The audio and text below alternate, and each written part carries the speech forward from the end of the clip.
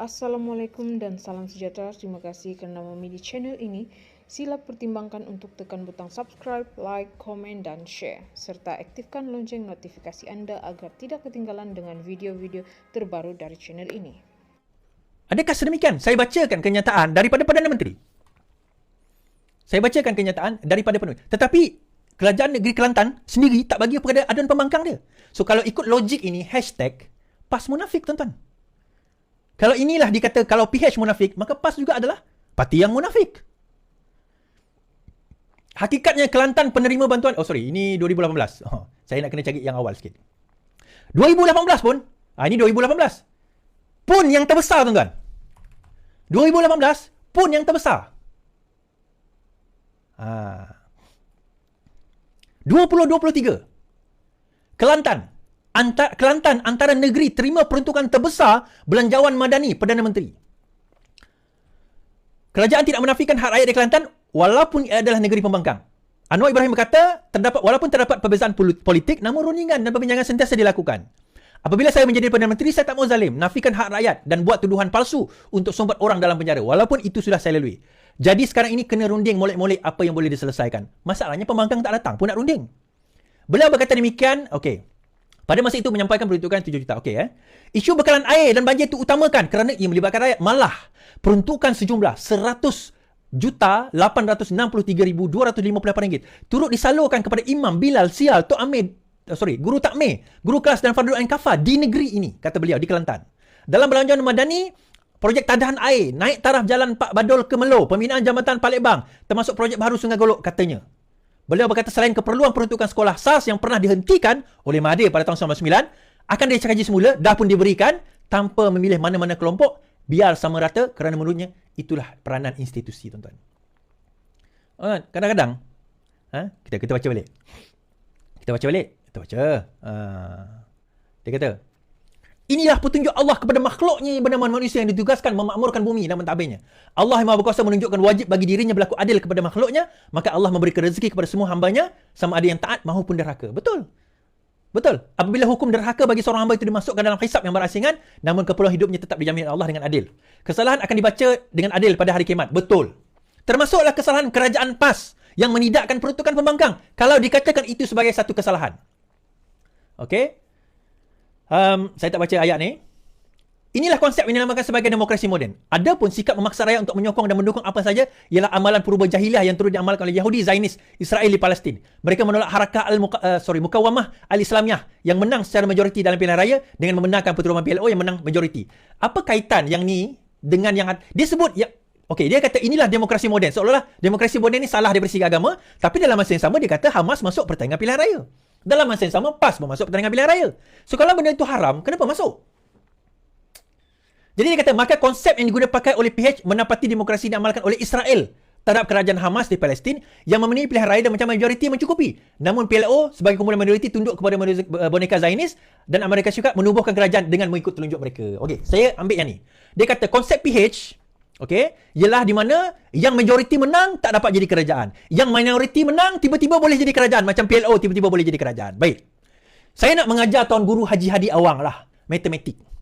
Matematik. Sekarang ini, sebelum ini, PN ada 70 berapa? 70 lebih kursi. Tolak 5, tuan-tuan, dia tinggal berapa? Tuan-tuan, tolak 5 tinggal berapa? Kursi Pakatan Nasional berapa sebelum ni? Saya lupa dah.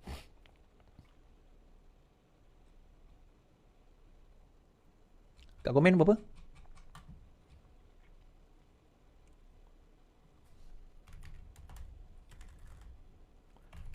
Ah, 74, betul.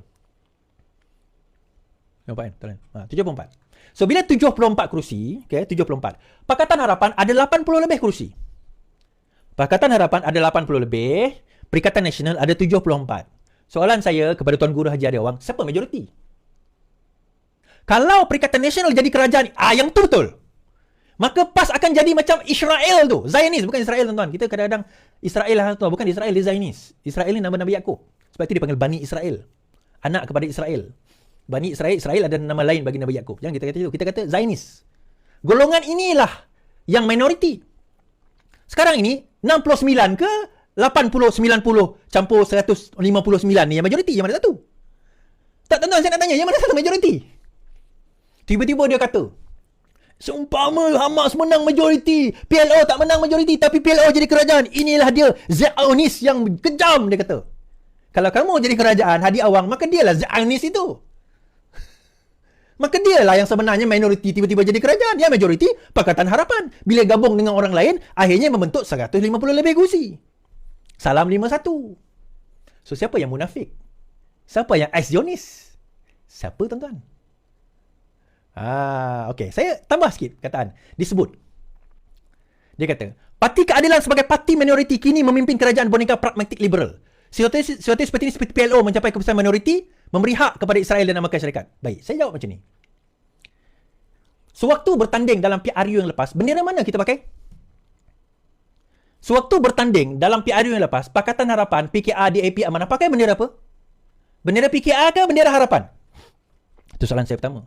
Soalan yang kedua, kenapa dalam bab kerajaan majoriti dia sebut Perikatan Nasional, tetapi bila menyentuh kerajaan dia sebut PKR? Dia tak sebut Pakatan Harapan. Kenapa? Kenapa bila menyentuh soal kerajaan, perpaduan, dia tak sebut perikatan itu, gabungan itu. Dia sebut PKR. Kenapa dalam bila menyentuh hal dia sebut Perikatan Nasional? Kalau tolak bersatu, berapa tinggal kerusi PAS? Sebenarnya, hakikatnya. Tolak bersatu, berapa tinggal kerusi PAS? Adakah cukup PAS nak jadi kerajaan? Tiba-tiba dia nak claim dia sebagai majoriti? Salam 51. Tuan-tuan, saya rasa dia dah nyanyuk ni. Tapi yalah, kita menarik kan? Kita tarik nak baca artikel apa yang ditulis. Kita baca lagi. Okey, dia baca buat ayat Quran sebagai, mereka menjalinkan kerjasama bagi mendapat kuasa walaupun dia menjadi alat sementara kepada musuh Islam dan tidak peduli akan hilangnya kuasa Islam. Okey. Dia kata, apabila gabungan Pakatan Harapan ini berlaku dengan BN, dengan Pakatan Harapan BN dan juga kerajaan inilah, maka hilang kuasa Islam. Seolah-olah demikian. Tuan-tuan, saya nak tanya ni. Tuan-tuan dah kafir belum? Tuan-tuan dah keluar Islam ke? Oh tak, nanti cerita nanti ni saya dah dengar sejak 20 tahun dulu dah. Cerita nanti ni. Dan tuan-tuan kena ingat, PAS pernah bersama dengan DAP. Bersatu pernah bersama dengan DAP. Siap peluk lagi tuan-tuan Hadi Awang dengan Lim Guan Eng dengan Lim Kit Siang. Adakah pada waktu itu Islam tak terancam? Adakah pada waktu itu Islam tak hilang? Pada waktu itu dipanggil apa? Tahaluf siasi. Oh, dia punya ayat tuan-tuan. Tahaluf siasi. Arab. Tahaluf siasi, tak ada masalah. Sekarang ni apa? Tenggelup siasi. Orang Melayu tak faham perkataan tenggelup. Orang Sarawak faham lah. Sekarang apa? So, siapa yang munafik ni sebenarnya tuan-tuan? Saya nak tanya. Siapa yang munafik? Pakatan Harapan tak pernah tinggal kerak-kerakan. Pakatan Harapan still bersama dengan Amanah yang dulu bersama dalam PAS. Dia tendang keluar. Pakatan Harapan tetap bersama dengan DAP. Setia kawan itu tetap ada. Tetapi yang mengkhianati kawan PAS bersama Pakatan Harapan, Pakatan Rakyat khianat. Nak tumbangkan kerajaan bersama dengan UMNO. Bila bersama dengan UMNO, tembang terajang UMNO, tikam belakang bersama dengan Bersatu. Bila bersama dengan Bersatu, nak balik kepada UMNO. Dia macam pelacur, tuan-tuan. So, dia macam pelacur. Dekat mana dia boleh untung? Sebab itu saya kata Hadi ni dia berjaya sebab dia punya paradigma ataupun dia punya konsep politik dia adalah matlamat menghalalkan cara. Al-ghayah tubasilu wasilah. Matlamat menghalalkan cara. Kita baca lagi. Adapun kumpulan Islam yang istiqamah menjadikan ayat Al-Quran tersebut sebagai sempadan atau garisan merah yang tidak boleh diteruskan perjalanan kerana langgar Allah akibat yang buruk kepada umat Islam. Mereka melakukan tindakan yang salah dan sesat disanggup sedia bersumpah demi melanggar bai'ah dan syahidah firman Allah SWT. Ayat Quran tersebut. Tuan-tuan, saya nak cerita. Tidak ada dalam Pakatan Harapan selagi mana orang Islam di dalam Pakatan Harapan itu menolak Islam. Tidak ada. So itu saya berdebat dengan Walaon PAS. Saya terkejut dia kata, oh jadi ada Islam liberal. Saya kata tidak ada wujud Islam liberal. Islam adalah Islam. Tak ada wujud Islam PAS. Tak ada wujud Islam Wahabi. Tidak ada wujud Islam Asy'ari. Tidak ada wujud Islam. Tak ada. Islam adalah Islam. Islam itu tidak tersudut dengan golongan-golongan ini. Golongan-golongan ini yang tersudut dengan Islam. Tapi Islam tidak tersudut dengan golongan-golongan ini. Sebab itu Islam boleh berkembang di mana-mana saja. Dalam sistem apa sekalipun. Islam boleh berkembang dalam sistem komunis. Islam boleh berkembang dalam sistem demokrasi. Islam boleh berkembang dalam sistem liberal. Islam boleh berkembang dalam apa-apa sistem sekalipun kerana Islam mempunyai kebolehan dan kemampuan berasimilasi dengan mana-mana sistem selagi mana konsepnya tidak menyalahi Al-Quran dan Sunnah. Yang ini orang PAS kena belajar. Konsep ini yang diorang tak faham sebenarnya. Jadi mereka memperjuangkan kononnya kita tak Islam sekarang ni. Kita nak meruntuhkan kejahilan. Itu yang disebut kejahilan tadi. Dan kita nak menegakkan Islam di atasnya. Di atas apa? Menuntuhkan Islam untuk menegakkan Islam di atas Islam. Islam siapa? Kamu nak meruntuhkan Islam apa? Adakah kamu katakan masjid, surau, kafar, institusi agama di dalam negeri-negeri ini tidak Islam? Tuan-tuan, dia tidak ada istilah 99% Islam. 98% Islam, 95% Islam. Islam adalah Islam. Dia sama ada satu atau kosong. Islam atau tak Islam. Sebab Islam menyentuh persoalan akidah. Dia kata, Al-Quran mengatakan hendaklah kamu masuk ke Islam secara kafah. Masuk secara sepenuhnya. Tuan-tuan, ayat itu menyentuh persoalan akidah. Bukan persoalan ibadah atau perbuatan kita. Bukan ibadah khusus, ibadah umum. Ibadah khusus memanglah, tak adalah kita boleh kata, semayang di 4 rakaat. Tak ada, 5 waktu. Semayang tetap 5 waktu. Tetap 5 waktu, tak adalah 4 waktu, tak ada.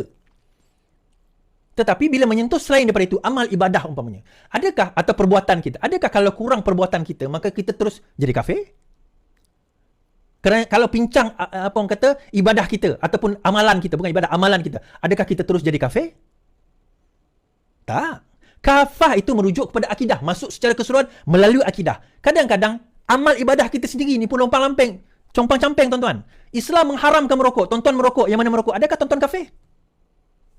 Tak. Kita tak boleh pakai seluar pendek. Mana fatwa tak pakai seluar pendek? Tiba-tiba pakai seluar pendek. Adakah tuan-tuan kafir? Tidak.